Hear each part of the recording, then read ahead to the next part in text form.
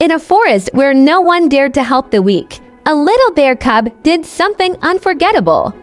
My name is Milo. I'm a bear cub, but not the kind that growls or stomps. I'm the kind that listens, feels, tries. I may be small, but my heart carries big things. This is the story of how I carried something bigger than I ever imagined. The day began with a fog so thick, even the trees seemed lost in it. Birds stayed quiet, squirrels didn't chatter. The world waited, breathless. I had just learned how to climb over fallen logs without tripping. It was my favorite skill. So when I bounded out of the den eager for adventure, I didn't expect to find a stillness that made even my paw steps feel too loud. That's when I heard it, a soft whimper, tangled in the grass. Not a bird, not a bug, it was hurt, afraid. I followed the sound, heart pounding. There, tucked beneath a bush and barely breathing, was a young fox. Her fur was a soft copper red, but her leg twisted at a strange angle. Her eyes flickered like she was dreaming, well awake. She looked like pain. I crouched close. "Are you okay?" I whispered, said Milo. She flinched but didn't run. Couldn't run. The forest teaches us not to interfere. The foxes hunt, the bears forage, the owls watch, but no one helps.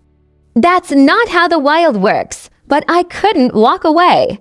She was breathing, but barely, alive, but alone. "I won't hurt you," I said, inching forward. Her eyes blinked, a tiny nod. I took a deep breath. Then I did something even the older bears never dared. I scooped her up. She was light to light. Her body shook against mine. The world around us changed as I carried her.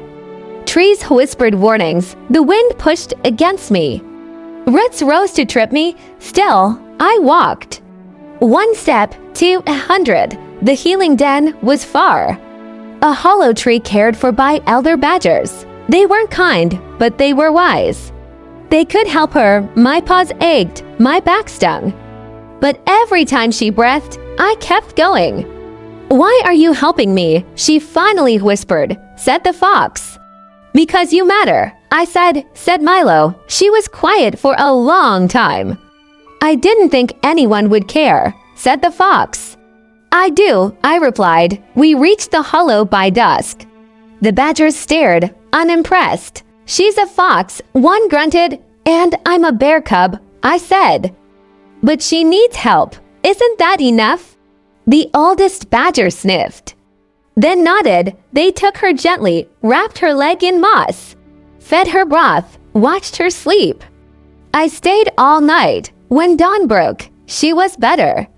Not healed, but resting, safe. She smiled at me. "What's your name?" she asked. "Milo," I said. "Yours, Kina," she whispered. Kina the fox, brave even in silence. The badgers said she'd recover. But slowly, so I visited every day. Sometimes I brought berries, sometimes just stories. We laughed, we dreamed. And in the quiet space between words, we healed. Kina told me about her den far beyond the ridge, about losing her way during a storm, about how she thought pain was the end. "But then you came," she said. I didn't know what to say, so I hugged her. Not every hero roars. Some heroes carry, some listen, some don't give up. That day, I became one, not for the world. For one fox, for one friend, for Kina. And if I could do it, so can you. Because kindness isn't a rule. It's a choice, a heartbeat, a paw step. A moment that changes everything. Stay curious, stay kind, stay brave. This is Milo, signing off from the forest, but don't go far. There are more stories just like this one waiting in the trees. Waiting for you, Kindlecub, one story at a time.